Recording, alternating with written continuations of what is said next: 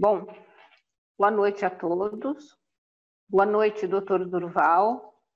Boa noite a todos os participantes. Primeiramente, em nome da Associação Brasileira de Nutrologia, eu quero agradecer a participação de todos que estão conosco hoje. Eu estou muito feliz em estar com vocês neste webinar, que será apresentado hoje pelo professor Dr. Durval Ribas Filho, que vai falar sobre um tema muito importante e interessante. Ele vai falar sobre as dietas populares são eficazes? O que você precisa saber para orientar seu paciente com abordagem científica? Com certeza ele irá esclarecer muitas dúvidas nesta área.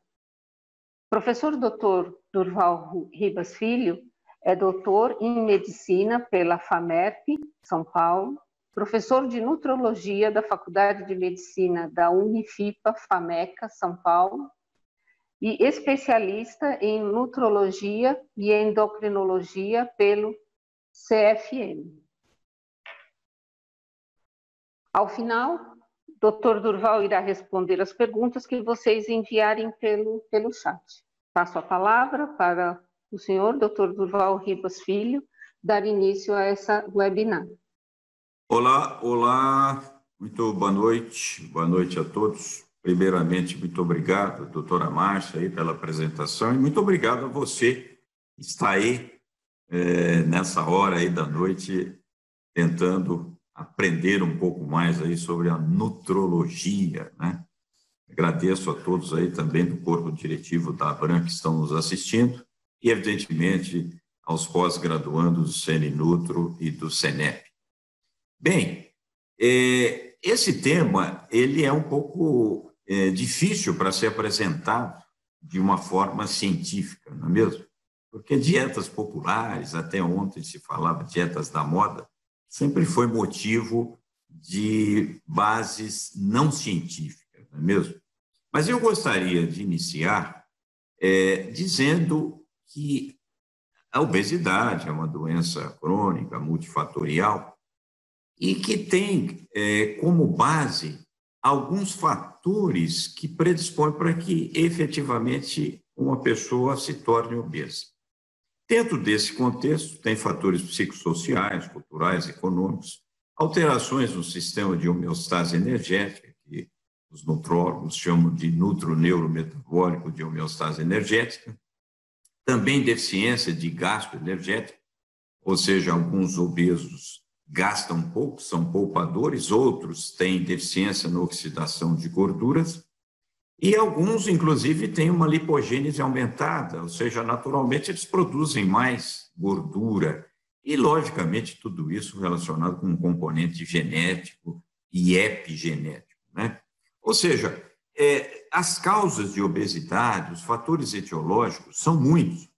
Por isso que as respostas na redução do peso corporal é variável de indivíduo para indivíduo. E se não bastasse isso, e quando a pessoa perde peso, porque o problema não é só a redução de peso corporal, mas e quando ela perde peso? Olha como que o nosso organismo ele age contra nós. Veja, pós-emagrecimento ocorre uma redução da taxa metabólica de repouso, um gasto energético menor, a nossa atividade do sistema nervoso simpático autônomo fica mais baixa, a oxidação de gorduras fica mais baixa e ainda a concentração de leptina fica mais baixa, já que leptina é sacietógena, ou seja, você até precisa comer um pouquinho mais para ficar saciado. Então, o problema não é só a redução do peso corporal, mas é também o pós a perda de peso. Veja as dificuldades. Talvez não só por causa disso, que dieta e atividade física são realmente muito difíceis, não somente para você perder peso, mas principalmente na manutenção. Esse estudo, por exemplo, de tratamento não farmacológico da obesidade, ele mostrou algumas limitações a longo prazo. Observe, depois de alguns tempos de tratamento, mas olha, depois de 6 meses, já mesmo com dietas de baixo valor calórico, hipocalóricas, mudanças comportamentais, cognitivas comportamentais, o mesmo combinados, depois de 6 meses, já o resultado, infelizmente, ele começa a mostrar dificuldades não só na redução, como na manutenção. Então, a gente sempre repete a frase que quem fala que é fácil perder peso é porque é magro, não é mesmo? E, afinal, essas dietas, nós devemos fazer uma dieta que seja hiperproteica, hiperlipídica, que ela seja uma dieta rica em proteínas, em gorduras, em carboidratos? É interessante porque sempre, ao longo, historicamente falando, ao longo dos anos, as dietas elas sempre tiveram uma proporcionalidade dos macronutrientes um pouco diferente.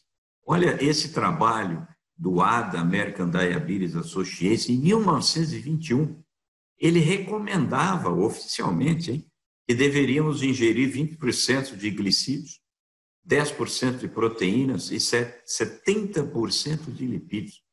E hoje a gente sabe que essa proporcionalidade dos macronutrientes, evidentemente, é muito diferente. Então, a gente sabe também que as verdades científicas muitas vezes sofrem modificações através de estudos e de pesquisas. Esse trabalho, por exemplo, recente, mostrando a proporcionalidade dos macronutrientes entre algumas das dietas chamadas populares mais comuns, e comparou, inclusive, com a dieta do Mediterrâneo, e olha que interessante, mostrou que a proporcionalidade dos macronutrientes é muito variável. Nós temos aqui, por exemplo, muitos lipídios, como essa do Atkins e a cetogênica, outras, por exemplo, têm muitos carboidratos, outras, por exemplo, têm muito poucas proteínas. Enfim, essa variedade dos macronutrientes, ela é muito variável, mas se nós considerarmos a dieta do Mediterrâneo, efetivamente hoje é aquela que é mais aceita em termos de guidelines, em termos de pesquisa. E ela mostra uma coisa interessante. Olha só o percentual aqui de gorduras, né? De 20% a 60%, dá 40%. Logicamente que são peixes de água frias e principalmente azeite de oliva, mas de qualquer maneira, hoje a dieta do Mediterrâneo é uma dieta de guideline que pode servir como referência comparativamente a outras dietas. Mas e por que estamos tanto falando da proporcionalidade dos macronutrientes? Porque independe da proporcionalidade dos macronutrientes para você ter redução de peso corporal. O que significa isso? Esse estudo, outro, por exemplo, e publicado no New England em 2009, ele faz uma comparação de 4 tipos diferentes de dieta. E ele mostra uma coisa simples até, que a redução de calorias resulta em perda de peso corporal, independentemente do macronutriente enfatizado na prescrição dietética. E veja, não depende se é mais proteínas ou menos, mais. Vou dar um outro exemplo agora com esse outro estudo, apesar de ser antigo, veja, 1964. Ele mostrou exatamente isso, que a sua redução de peso corporal, ela é feita independente da proporcionalidade do macronutriente. Você pode ter muitas gorduras ou poucas. Você pode ingerir muitos carboidratos ou você pode ingerir pouco e você tem redução de peso corporal. Um outro estudo mais recente, vamos assim dizer, a composição da dieta e a perda de peso. Veja, uma pessoa ingerir 10% de gordura e 75% de carboidrato, e uma outra 70% de gordura e 15% de carboidrato, o que mostrou? Que a redução corporal ela foi absolutamente semelhante dentro aqui dessa base, né? Veja que não depende, portanto, da proporcionalidade dos macronutrientes, depende da quantidade de calorias. E por que eu estou falando isso? Porque quando se fala em dietas na moda, Eu gostaria de apresentar para vocês um pouco da história, porque sem história não há presente e futuro. E quando se fala de história, eu vou começar aqui nos anos 1800 e chegar até os anos 2000. E quando se fala atualmente, se nós formos no Google procurar, qual a quantidade de livros que temos para emagrecer? Qual a quantidade de dietas? Olha só, de livros, desde 1860, de livros de dietas para emagrecer, nós temos 4.590.000. E de dietas, 6 milhões. Veja que quantas e quantas dietas e receitas milagrosas para a redução de peso corporal. Todos nós procuramos realmente a dieta mágica, o livro mágico, não é? Essa que é a verdade. Mas quem começou com tudo isso foi em 1866, Bentham. Na verdade, o Dr. Harvey, ele tinha esse paciente, William Bentham, 66 anos, e que tinha um índice de massa corporal alta. Esse é o Bentham. E ele, então, depois de uma conferência do Claude Bernard, fisiologista famoso, que dizia, olha, se você restringir carboidratos, você perde peso. E ele voltou para a sua cidade, chegou no Bentham, fez essa proposta, e o Bentham teve uma redução de 40 quilos e 36 centímetros de cintura, ou seja, perdeu bastante gordura visceral. Não por acaso teve uma melhora do seu quadro clínico, que na época não era chamado de síndrome metabólica, mas ele era realmente um sindrômico metabólico. E pela primeira vez se tem, então, notícia de uma dieta hipocalórica, uma dieta da moda, uma dieta popular que chamava dieta do Bentham. Isso em 1800. A partir de 1900, o Fletcher fez muito sucesso com essa dieta de Fletcher, que ele dizia que a mastigação que era a base e que nós deveríamos mastigar, que inclusive curava alcoolismo, anemia, apendicite, colite, sanidade e obesidade. Dieta de Fletcher. Nos anos 30, a dieta líquida do Dr. Stoll foi um dos primeiros shakes, mas eu gosto de apresentar esse porque olha aqui que o FDA, em 1977, mostrou que 58 mortes com dietas líquidas de proteína somente, que era a chamada dieta do colágeno. Então, veja quantas e quantas dietas. Esse foi um dos primeiros shakes, não foi esse o responsável, evidentemente, por essas mortes, mas certamente esse outro aqui, uma dieta líquida só de colágeno, por insuficiência renal, provavelmente, sobrecarga renal, favoreceu a essas mortes dos Estados Unidos em 1977. Nos anos 30, agora nos anos 60, veio a dieta Zen. A dieta Zen era de um filósofo japonês e que ele dizia, coma só arroz integral, mais mel, mais gergelim e mais cebolas. Cebolas em excesso, acredito que, apesar da cebola ser um alimento maravilhoso, mas infelizmente pode ter causado aí muitos casos de separação de casal. E nos anos 70, a dieta do jejum parcial e a dieta doutorata, essa é a mais famosa, né? Ela é hiperlipídica, hipoglicídica, mas ela foi baseada totalmente lá na dieta do Bentham, tá? Depois dos anos 70, veio os anos 80, onde se usava esse tal de princípio da desintoxicação. Olha só, dieta de Beverly Hills, onde se dizia combine os alimentos, fez muito sucesso com artistas. E dieta de Sheldon, já dizia o contrário, não misture os alimentos. Mas qual é o grande lance de todas essas dietas? Insisto, repito e vou sempre falar até o fim da apresentação, elas são hipocalóricas. Uma dieta que fez sucesso também nos anos 80 é a dieta da rotação, onde você ingere 1.200 calorias, 1.500 e 1.800. 1.200, 1.500, 1.800.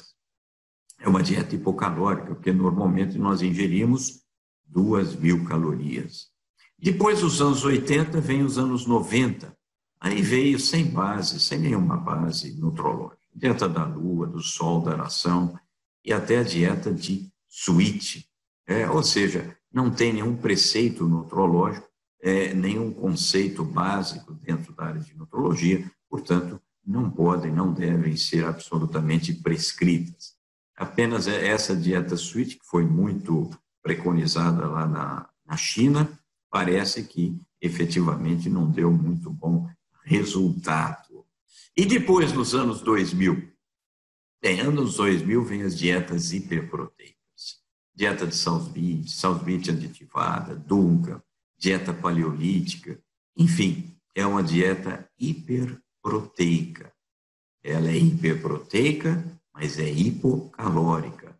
E agora, mais recentemente, todos nós estamos falando do famoso jejum intermitente. Que é comer normalmente por um período específico e reduz a ingestão de calorias por um período mais curto. Nós vamos comentar algumas coisas boas sobre o jejum intermitente. Tem diferentes tipos, né? 12 por 12, 14 horas por 10, 16 por 8, 18 por 6, 24, enfim.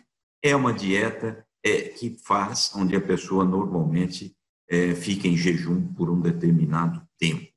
Mas, enfim, isso foi apenas e somente um resumo histórico para a gente entender que tudo isso começou em 1866. E, por isso, essas dietas elas já são famosas desde então. Mas e o aspecto científico? Existem alguns estudos de revisão científica das dietas populares? Sim, mas são poucos. São poucos. Esse, por exemplo, ele mostra que quando se calcula o teor de calorias de uma dieta do americano, que é em média 2.500 calorias, a maioria das dietas ditas populares ou dietas da moda, elas têm menos de 1.500 calorias. Olha só que interessante. Dietas com menos de 1.500 calorias fazem perder peso porque são hipocalóricas. Esse outro artigo aqui, publicado de revisão, mais de 2.609 trabalhos.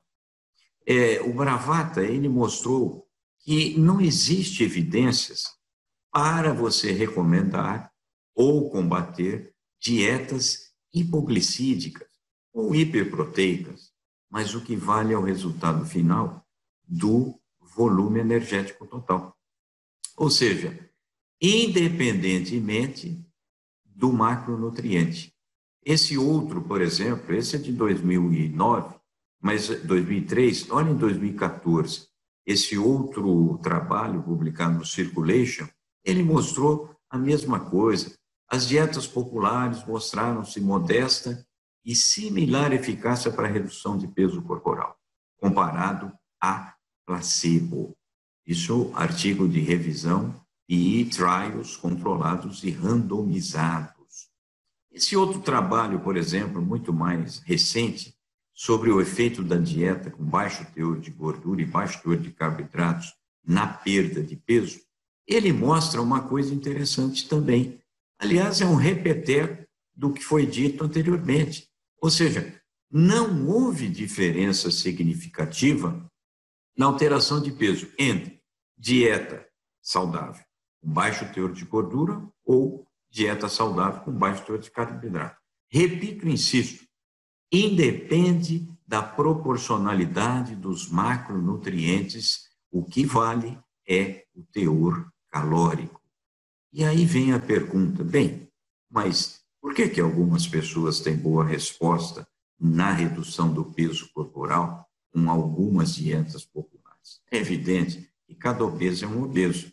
Tem obesos que têm um gasto energético maior, outros menores. Tem obesos que têm mais ou menos receptores para saciedade, para fome, lá no sistema nervoso central, nos núcleos hipotalâmicos. Enfim, esse trabalho, por exemplo, ele só quis mostrar uma coisa interessante sobre o gasto energético de determinadas etnias. Aqui tem o exemplo típico, que é os índios Pima, que todos nós sabemos que eles têm um gasto energético baixíssimo, quer dizer, mais de 70% deles são obesos e mais de 55% deles têm diabetes. Mas assim como também o americano mexicano, o americano africano, todos eles têm baixo gasto energético. Eu gosto de dar um exemplo simples para vocês, porque eu acho que na prática clínica, e esse é o nosso objetivo dessa apresentação, é sempre bom fazer uma comparação.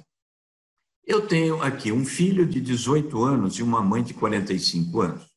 Eles dois vão lá na clínica e você prescreve uma dieta de 1.500 calorias e os dois, ambos com a mesma atividade física. E essa redução de peso deles é igual para ambos? Certamente não. O filho, e ainda mais sendo filho homem, ele tem um gasto energético natural muito maior do que a mãe, consequentemente, ele perde mais peso do que a mãe. Eu aqui estou dando uma outra comparação de etnia. Se eu pegar um índio Pima e um americano caucasiano e eu fornecer a eles uma dieta de 1.500 calorias, a mesma atividade física, essa redução é igual? Não, não é.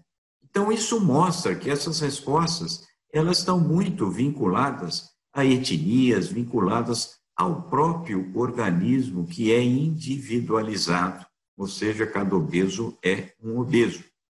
Mas e por que, então, além dessa resposta, uma outra pergunta?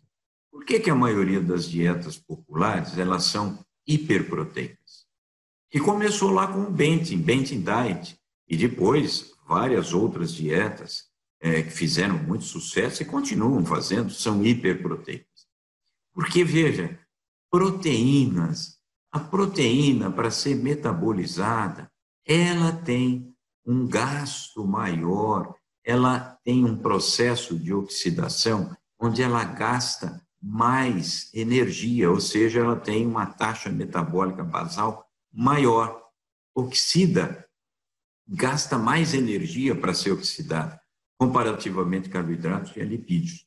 Portanto, esse é um fator. Segundo, na hierarquia sacietógena dos alimentos, quem mais dá saciedade? Primeiro, proteínas. Segundo, carboidratos. E terceiro, gorduras. Então, quer dizer que as proteínas, além de gastar mais, né, a termogênese alimentar, ela tem um gasto maior, elas também dão mais saciedade. E uma dieta que tem muitas proteínas, portanto, além de saciedade, tem um efeito termogênico maior e tem uma resposta insulinêmica menor. Evidentemente, você está ingerindo poucos carboidratos, mais proteínas, libera menos insulina e certamente uma lipólise maior e uma lipogênese menor. Por isso que as dietas com proteínas têm uma tendência a um peso, a uma redução de peso um pouco maior e até com uma certa preservação da massa magra. Agora, aqui vale um alerta. E se você fizer uma dieta hiperproteica por período prolongado, cuidado, porque esse trabalho, que aliás é muito recente, 2020, ele mostrou que dieta rica em proteínas está associada a um rápido declínio da função renal.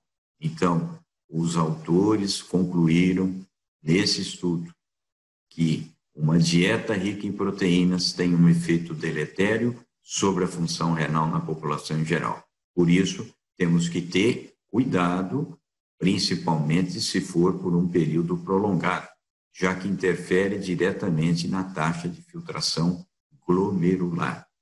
Pois bem, mas além disso, e a tal da saciedade tardia? É verdade que realmente tem pessoas que precisam comer um pouquinho mais para ter saciedade? Existem evidências que mostram isso? Você conhece pessoas que às vezes precisam comer um pouquinho mais para ficar saciado? Isso tem a ver sim com o sistema dopaminérgico. Veja que interessante, a liberação de dopamina. Quando você ingere um determinado alimento, evidentemente você vai ter prazer através, principalmente, da liberação da dopamina, nesse tal de núcleo estriatum dorsal.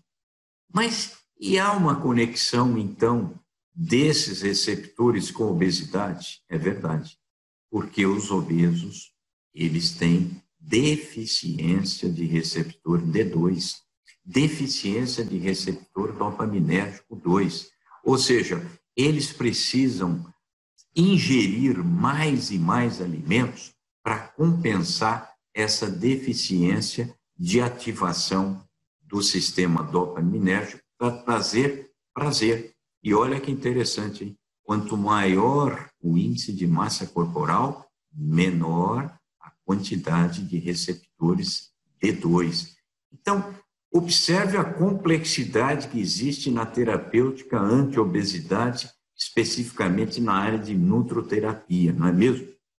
Agora, existem evidências de que determinadas dietas favorecem a redução de peso corporal? Existem, sim.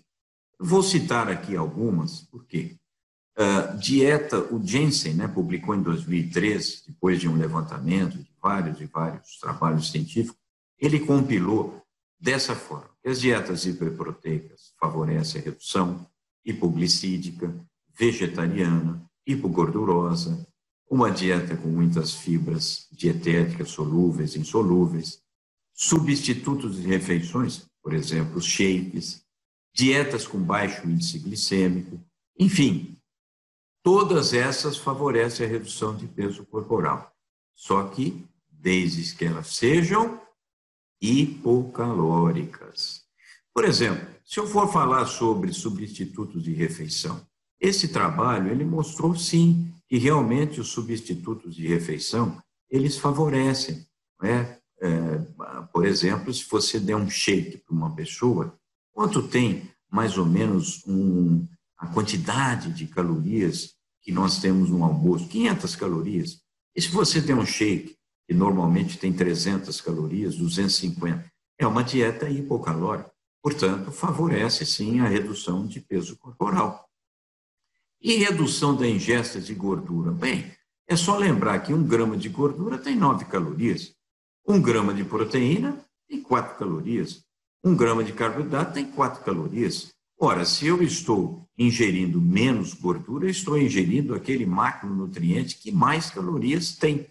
Por isso, os estudos mostram que quando você diminui a sua ingesta de gordura, há uma tendência a reduzir o peso. Veja que esses foram 37 artigos que foram avaliados. E poucas proteínas, aliás, e uma ingestão de proteínas e pouca gordura. Tem diferença? Sim.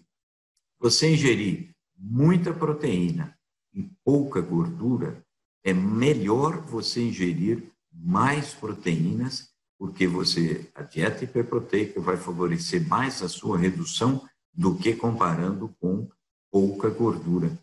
E isso volta àquela velha história lá atrás, quando eu comentei que as proteínas dão mais saciedade e tem um efeito termogênico maior. E fibras, é verdade que fibras realmente interferem na saciedade? Sim, esse estudo mostrou claramente que se você ingerir fibras, dão mais saciedade porque favorecem a uma redução do esvaziamento gástrico. E a tal do índice glicêmico, é verdade que se você fizer uma dieta com baixo índice glicêmico, você tem redução de peso corporal? Sim, lembrando que índice glicêmico ele mostra a quantidade de açúcar, da glicemia, quando você ingere um determinado alimento. Vamos dar um exemplo simples.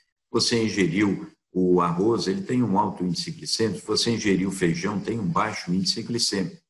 Evidentemente que os dois é intermediário, mas isso mostra que você ingerindo alimentos com baixo índice glicêmico, você tem menores taxas de incursões insulínicas. Insulina em excesso, vocês sabem que tem uma atividade lipogênica e uma redução da lipólise. Portanto, baixo índice glicêmico, sim, favorece a redução de peso corporal. Esse outro estudo, por exemplo, um pouco mais recente, em 2019, é uma revisão sistemática, é uma meta-análise, e ele mostrou uma coisa simples, que dietas com índice glicêmico baixo contribuem para a redução de peso corporal, principalmente em pacientes que tenham diabetes.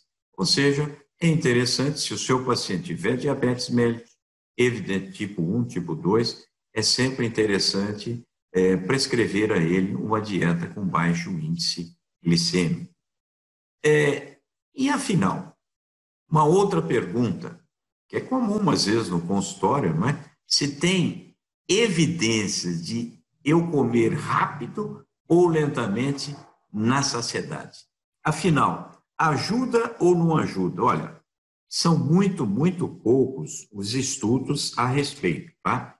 Mas esse aqui compilou 23 estudos, fez uma revisão sistemática e ele mostrou uma coisa muito interessante, que realmente o risco, quando você come rapidamente, de obesidade é maior.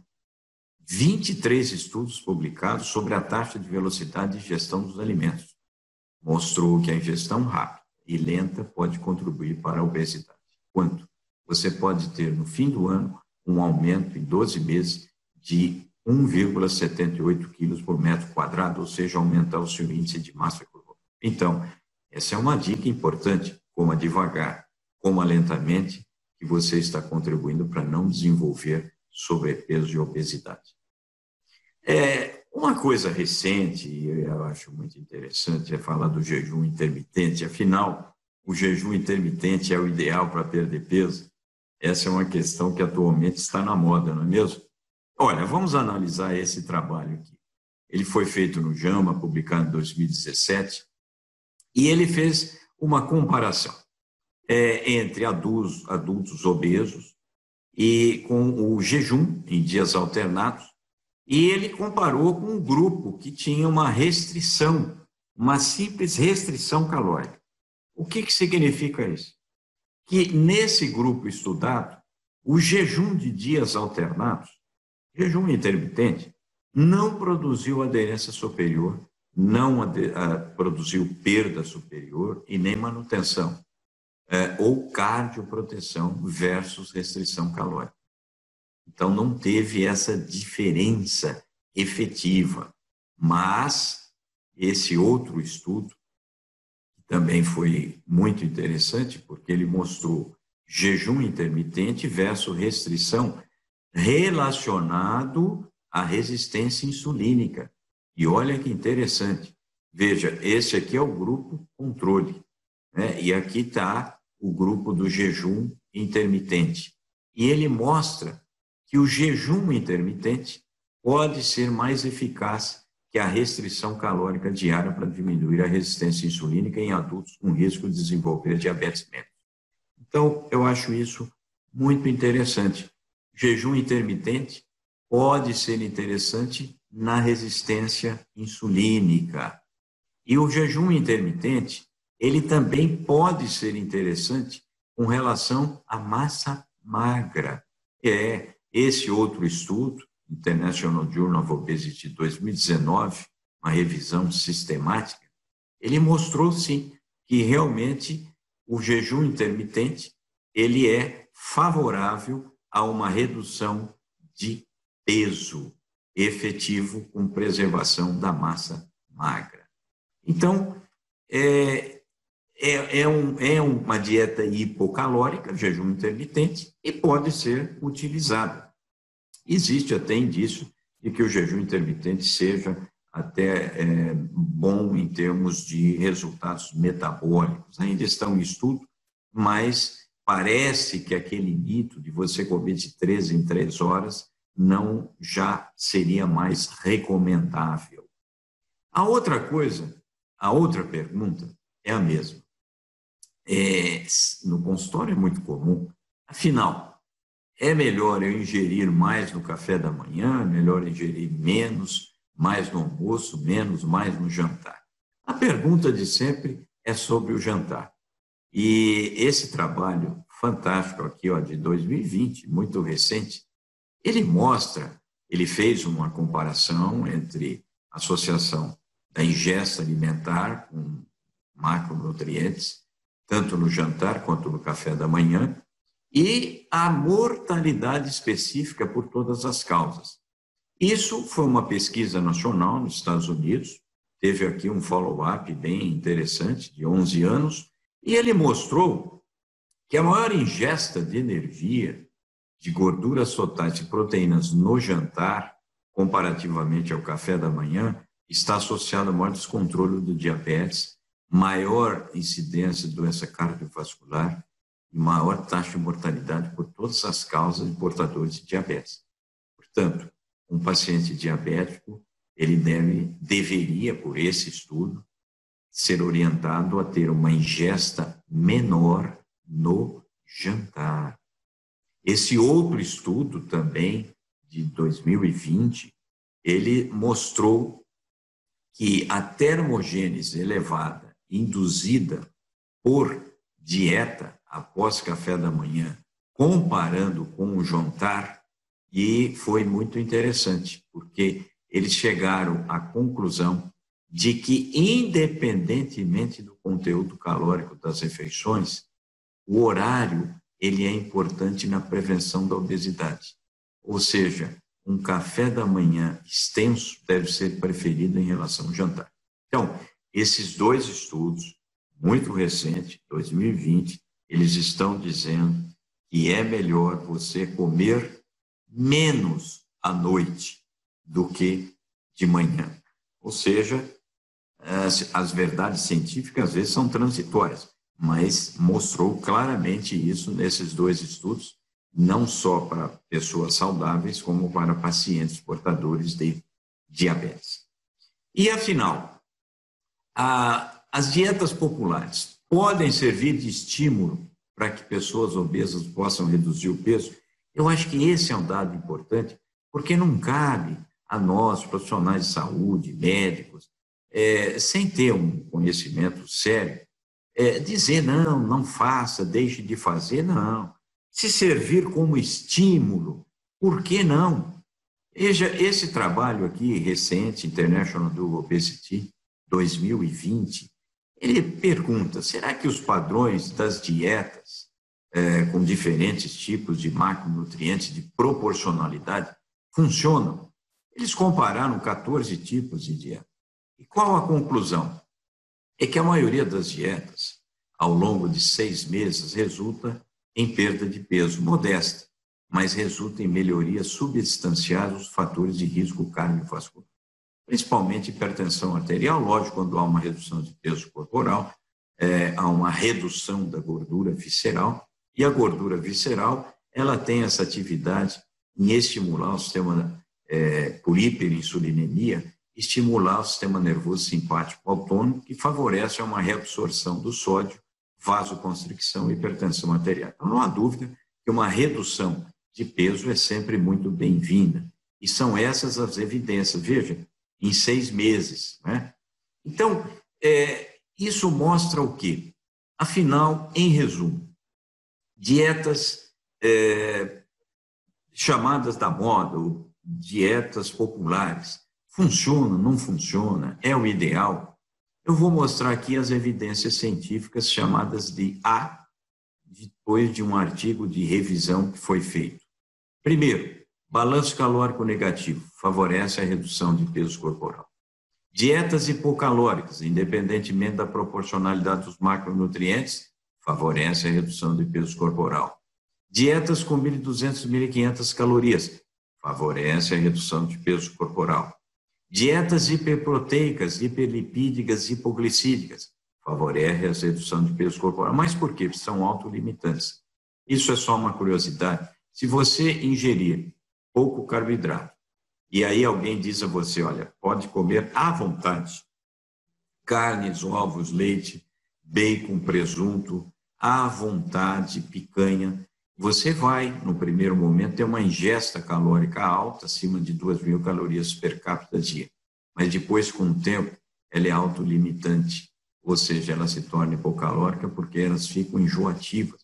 Você não consegue dar sequência. É isso que acontece com as dietas da moda do tipo Atkins e outras que tem, tá certo? Esse outro trabalho aqui, ainda falando sobre os padrões da dieta, dos macronutrientes, é só para mostrar que nós temos 3 dietas, aqui tem 2, que são consideradas a Dasha mediterrânea, junto com a Interheart, aquelas que mais estudadas são e que mais estão aqui verdes, né? As cores verdes, ou seja, são aquelas mais efetivas. As outras também são, mas veja as outras, quantos amarelinhos tem e que são, portanto, mais perigosas, mais danosas para o nosso organismo. Por isso, se puder seguir um padrão de uma dieta de um macronutriente, como a DASH, como a mediterrânea, ou mesmo como a Interheart também, que são dietas de guideline, seria o ideal. Em resumo, estamos finalizando. Quais as evidências, então, científicas? Primeiro, é fundamental a aderência. Segundo, é fundamental um balanço calórico negativo. E terceiro, uma boa qualidade nos alimentos, para que você tenha sucesso na redução de peso corporal. E para isso, então, existe, primeiro, curto prazo. Esse paciente a curto prazo, ele quer perder peso, uma dieta hiperproteica é bem-vinda, hipoglicídica e jejum intermitente são sugeridas para promover uma maior perda de peso, um impulso inicial. E a longo prazo? Bem, aí tem que ser dietas diferentes. Se você só ficar nessa, não vai conseguir. Motivo: adesão às dietas. Não há como a redução de peso corporal do seu paciente se ele não tiver adesão. A curto prazo, ele tem, e as dietas da moda, as dietas populares podem ser utilizadas, mas a longo prazo, não. Por isso que a velha frase: não existe a dieta mais eficaz para promover a perda de peso.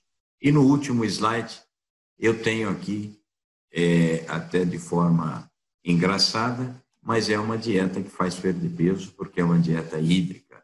Essa dieta aí você só toma água. E aí o comentário do seu criador é que todos os pacientes que usam essa dieta nunca mais retornam ao consultório. Nunca mais retornaram, porque todos os pacientes morreram. Só tomava água. Enfim, era isso aí que eu queria dizer. Muitíssimo obrigado pela atenção de todos. Espero que possa ter contribuído para que haja aí um conhecimento um pouco mais científico sobre as dietas populares. E, como eu disse anteriormente, é sempre um tema um pouco difícil para ser mostrado cientificamente falando, baseado no fato de que não tem tantas e tantas referências, não é mesmo? Mas, na prática clínica, acredito que eu possa ter contribuído para vocês de alguma maneira. Então, muito obrigado e a doutora Márcia, então, fique à vontade. Doutor Durval, muito obrigada. Bem interessante, a gente só reforça como é difícil mesmo perder peso. Com saúde, né? Vários elogios aqui, a sua aula, né? Gostaram muito. Obrigado. E vamos dar início, então, às perguntas. E eu começo com a doutora Fernanda de Luca. Boa noite, doutora Fernanda, tudo bem? E ela pergunta o seguinte: quando o senhor mostrou um gráfico que diz que o gasto calórico para a digestão de proteínas é maior comparado aos outros macronutrientes, isso vale também para as proteínas vegetais? Ah, sim. Muito boa a colocação, né, doutora Fernanda? E eu até faço aqui um adendo de que vocês puderam observar que as dietas vegetarianas, elas são muito interessantes com relação à redução de peso corporal, não é mesmo? Até mais fácil, evidentemente, você ter uma ingesta baixa de calorias, né? Por isso, sem dúvida alguma que sim, as proteínas, elas têm no seu processo de oxidação realmente um gasto energético maior, e por isso mesmo que elas são mais interessantes e que a gente deve, de alguma maneira, aí, prescrever para os nossos pacientes, né?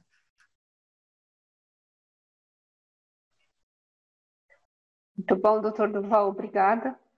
A doutora Adriane pergunta o seguinte: quais estratégias podemos usar para identificar características individuais dos pacientes obesos com o objetivo de individualizar as condutas e optar pelas melhores terapias. Esse talvez seja o maior desafio. Mas aí é que entra a anamnese. Eu acho que a anamnese ela é fundamental. Quer dizer, quando nós fazemos aquele questionário para os pacientes, é fundamental que façamos o recordatório de 24 horas, que é até considerado um elemento chave, né, com relação a você ter um diagnóstico. E nesse recordatório de 24 horas, ou seja, o que você ingeriu nas últimas 24 horas, café da manhã às 10 horas, almoço à tarde, jantar e à noite, você já vai ter uma noção se esse paciente efetivamente come muito, come pouco ou come normal. E por que é bom saber disso? Porque nem todo obeso come muito e nem todo magro come pouco.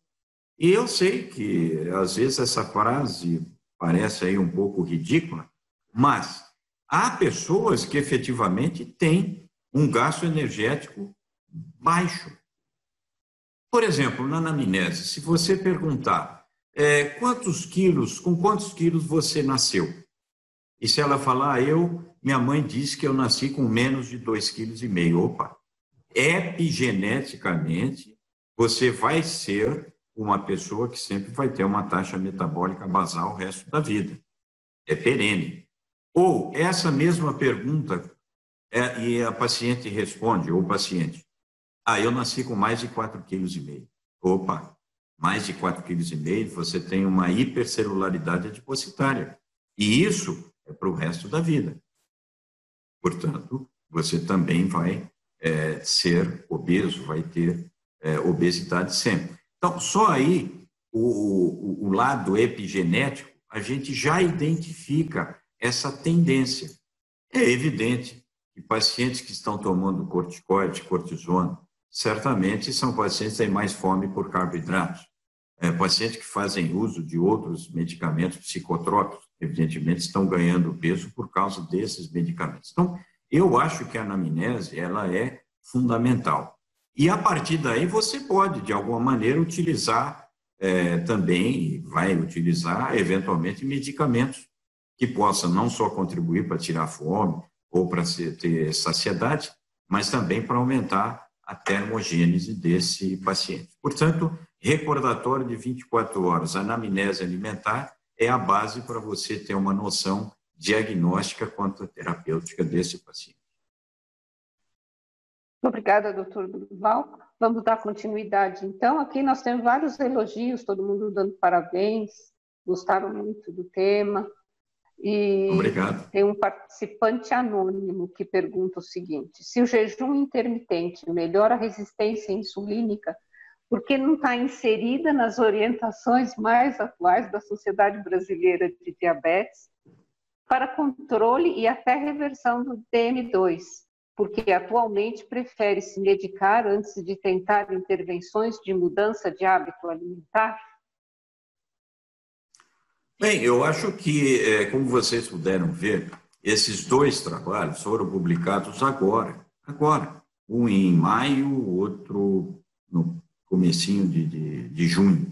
Ou seja, são trabalhos científicos que se iniciaram nesse momento e que mostraram que realmente o jejum... Aliás, o jejum intermitente, ele é muito antigo, tem diferentes fases. É sempre bom para iniciante, começa devagar e depois vai até chegar lá nas 24 horas, não é mesmo?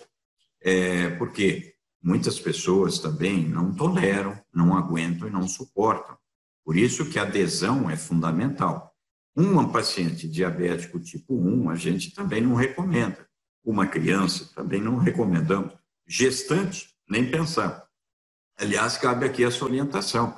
Então, a gestante, ela forma corpos cetônicos depois de 4, 5 horas de jejum.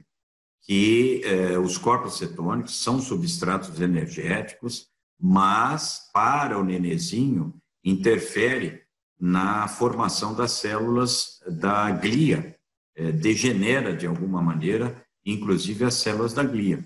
E, portanto, ele vai ter alterações cognitivas e comportamentais no futuro. Então, o jejum intermitente tem também as suas indicações e contraindicações, mas a base, efetivamente, é a adesão do paciente. Eu acredito, sim, que com relação à resistência insulínica, num futuro próximo, certamente não só a Sociedade Brasileira de Diabetologia, como os organismos internacionais, eles podem sim colocar esse item. Eu acho que foi muito bem lembrado aí por você, porque eu acredito sim que os estudos estão mostrando exatamente isso. E também vamos lembrar que o jejum intermitente não é passar tanta fome assim, porque se você às 8 horas da noite, você para de comer e só vai ingerir no outro dia às 8 da manhã, você ficou 12 horas sem ingerir nada. Então não é algo terrivelmente difícil de ser feito, não é mesmo?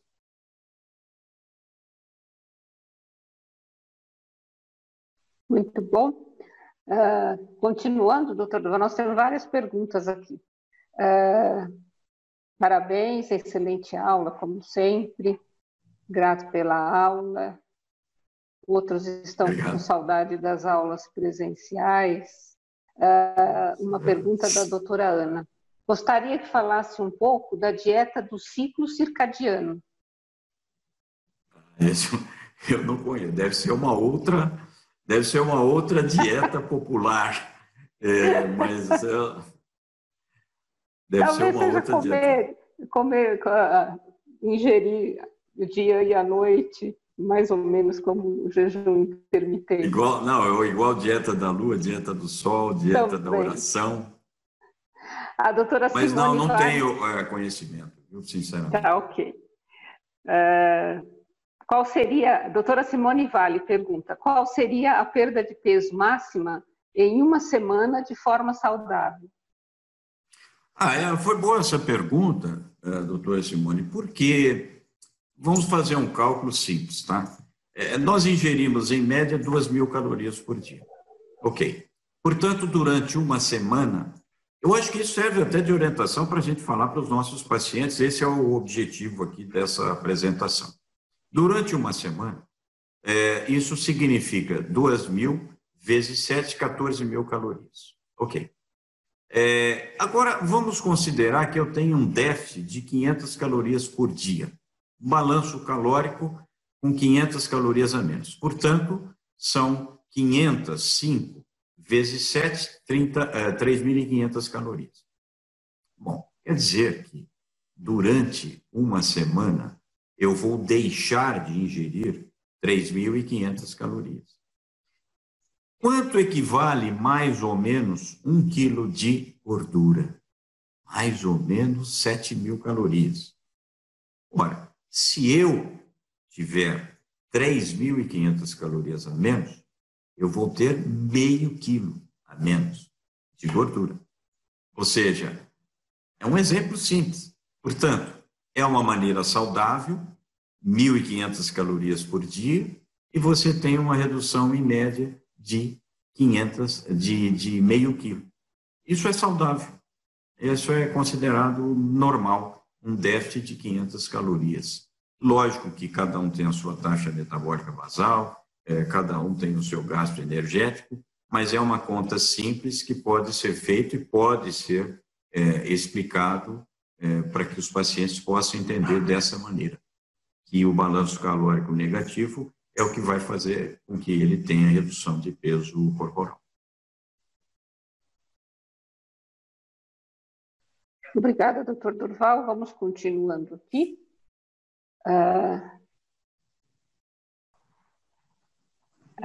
Em relação às dietas, a doutora Elisa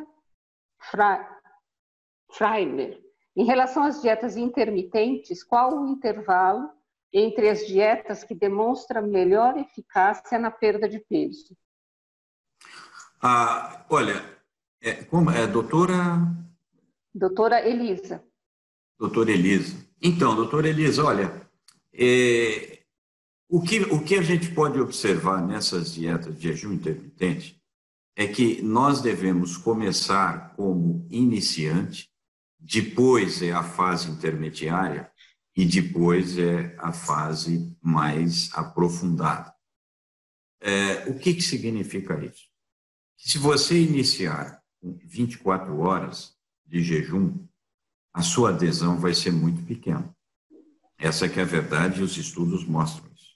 Então, comece aos poucos.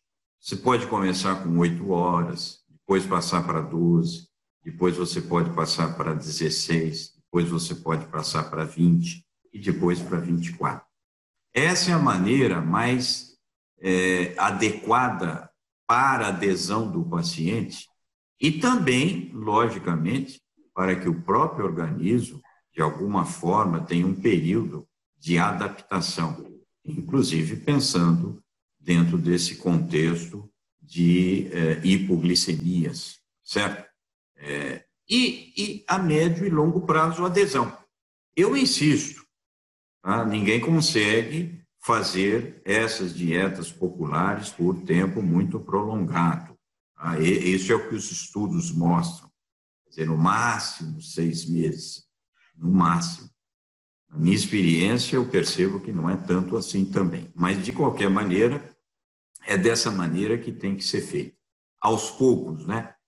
Devagar, que é dessa forma que a adesão do paciente vai ser muito maior e, logicamente, o resultado vai ser muito mais positivo. Só quero lembrar do jejum intermitente em grávidas, que na Indonésia fizeram um estudo por causa do Ramadã e mostrou que as mulheres grávidas que fizeram jejum, que eles fazem jejum de 24 horas, não é isso? Essas mulheres, os seus filhinhos nasceram com baixa estatura, certamente relacionado aos corpos cetônicos. Tá? Ok, doutor Durval, obrigada. Doutor Rodrigo Serrano pede, professor Durval, por favor, repetir os estudos que compararam as dietas de jejum intermitente com as dietas por restrição calórica. Repetir? Bom, aí eu teria que mostrar o gráfico. Né? Comentário.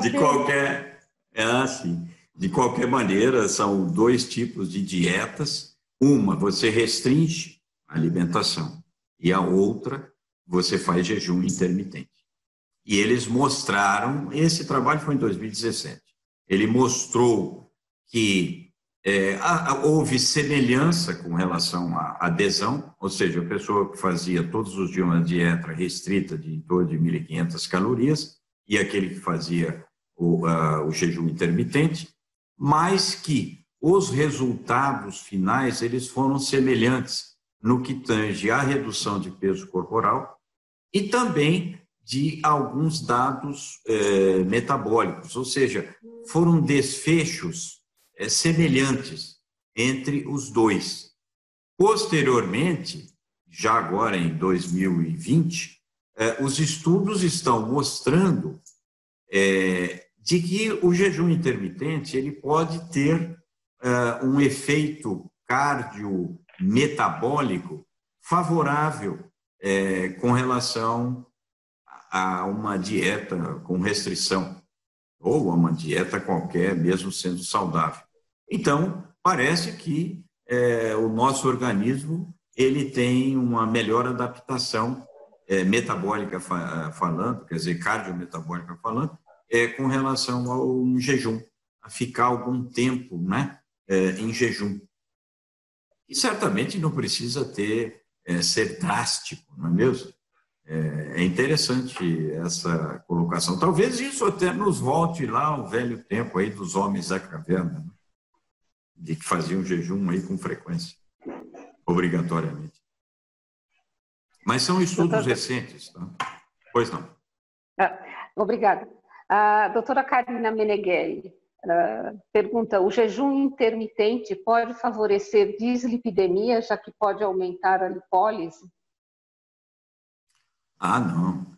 O jejum intermitente não é que ele aumenta a lipólise. Uma dieta hiperproteica, ela, além de dar mais saciedade, além de ter uma capacidade de oxidação maior, ela, de alguma maneira, contribui para que os desfechos clínicos desse paciente sejam melhores metabolicamente falando. No que tange a dislipidemia, é porque quando você ingere muitas proteínas, evidentemente que quando você come uma picanha ou um embutido, ali o teor de gordura saturada é grande. Portanto, favorece a uma dislipidemia, quer seja uma hipercolesterolemia, hipertrigliceridemia, enfim, mas alguma dislipidemia, sim. Então, o problema das dietas hiperproteicas e hipoglicídicas é que a ingesta calórica, geralmente de gorduras, principalmente gorduras saturadas, ela é muito alta. Por isso que pode predispor a pessoa ter essa predisposição a desenvolver dislipidemias, com certeza. E é por isso também que não se deve recomendar por períodos prolongados. Lógico que monitoramento médico, avaliação laboratorial, né, dosagem dos lípides no plasma sanguíneo é sempre normal e tem que ser feito pelo médico que está assistindo, né? Ainda mais se for nutrólogo, não é mesmo? Ok, doutor Durval. A gente ainda nós temos aqui várias perguntas, mas acho que pelo horário, vamos fazer uma última pergunta da doutora Fabiana Pilar. Até por quanto tempo podemos prescrever para nossos pacientes dietas hiperproteicas do tipo low carb para emagrecimento sem ocasionar danos renais e outros? Então, o que os estudos mostraram é que a partir de 6 meses já começa a ter uma redução na taxa de filtração glomerular. Tá? Por isso mesmo que parece 6 meses sei lá, é como se fosse aí um divisor de águas. Agora, evidentemente que o monitoramento médico, através da dosagem da ácido úrico, ureia, creatinina, taxa de filtração glomerular, você vai acompanhando esse paciente. Mas o que nos preocupou nesses estudos, por exemplo, foi ter visualizado que, e esse estudo é muito recente, é que realmente a ingesta proteica excessiva, ela pode sim causar uma redução crônica, uma redução na taxa de filtração glomerular. E é lógico que um ou outro paciente sempre tem uma predisposição maior, principalmente genética. Então, me parece sempre importante ficarmos atentos, né, a essa dieta. E eu insisto e repito, cada caso é um caso e o paciente só e somente vai ter adesão a essa dieta se ele, em concordância com o médico, em concordância com o profissional de saúde que está assistindo, tiver essa adesão. Caso contrário, não tem como, né? E não vamos esquecer a curva de Gauss, que 16% dos pacientes respondem maravilhosamente bem a uma dieta, mas 16% responde muito mal e 68% responde na média. A curva gaussiana é que nos ensina isso, não é, doutora Márcia? Doutor Durval, nós temos ainda várias perguntas, mas pelo adiantado da hora, foi pena que a gente não possa ter essa conversa pessoal, como antigamente, mas logo nós vamos voltar à nossa quase normal vida. Eu quero agradecer a todos que participaram desse webinar, que foi muito interessante e também nos aproxima bastante com pessoas conhecidas que estiveram presentes. Agradeço a todos por estarem até essa hora aqui conosco e agradeço ao professor Dr. Durval Ribas Filho, que é sempre muito gostoso ouvir falar qualquer assunto que nos entusiasma pela nutrologia. Quero dar boa noite a todos, boa noite, doutor Durval, e passo sua palavra para finalizar e fazer sua despedida. Eu que agradeço primeiro aí a sua gentil palavra, mas eu quero agradecer sim a você. Você que está aí nos ouvindo até essa hora, e que entenda, dentro desse contexto, algumas dificuldades que a gente tem com relação a uma apresentação do tipo webinar, e ainda mais sobre esse assunto aí, de certa forma, tão controverso cientificamente. Espero que eu possa ter transmitido alguma mensagem para que, na prática clínica, você possa efetivamente ter a sua atuação como médico e principalmente na área de nutrologia. Muito obrigado, doutora Márcia, muito obrigado a todos vocês que estão aí, aos nossos queridos pós-graduandos, muitíssimo obrigado a todos os nossos amigos e uma boa noite e muita saúde para todos vocês. E boa noite a todos. Obrigada, professor, doutor Durval. Boa noite a todos. Boa noite.